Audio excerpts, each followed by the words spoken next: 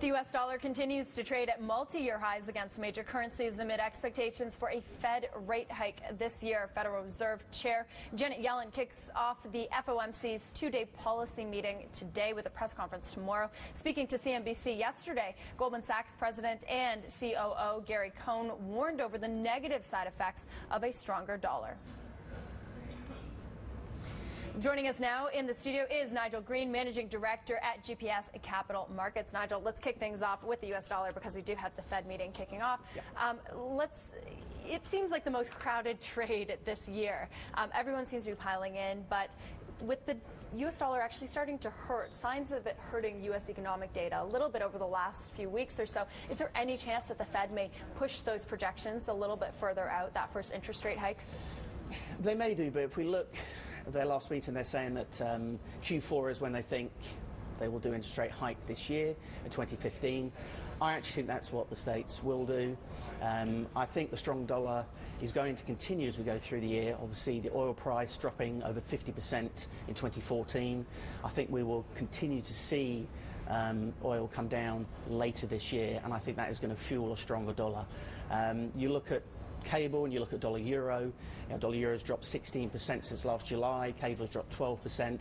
I think we may see a slight redress in that near term, but we think longer term, as we go into Q2, Q3, we think we may see the dollar start to strengthen again.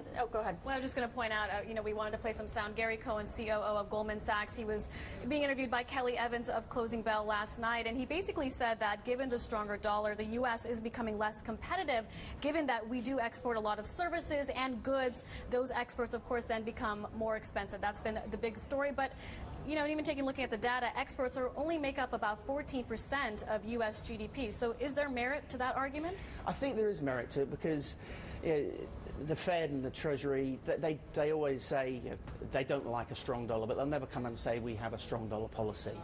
You go back, in other regimes where they've said that, and I think it has helped the U.S. over the past year. I personally think that the strong dollar will stay. I think oil, in the States you've got fracking, so their produce is getting better in the States for their own production of oil.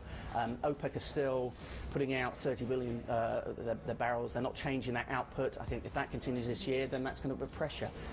Before we let you go, we've got to ask about what's going on this side of the world. And we've seen some volatility in the Swiss franc, the euro, the Swiss franc actually falling against the euro by the most since the Swiss National Bank actually took the floor away. What's going on? Is it this intervention talk? Well, you can look at it in many ways, but you'd have to think that it is. Obviously, today it's we can buy some 2%. For that to happen, you'd think there'd been some sort of intervention.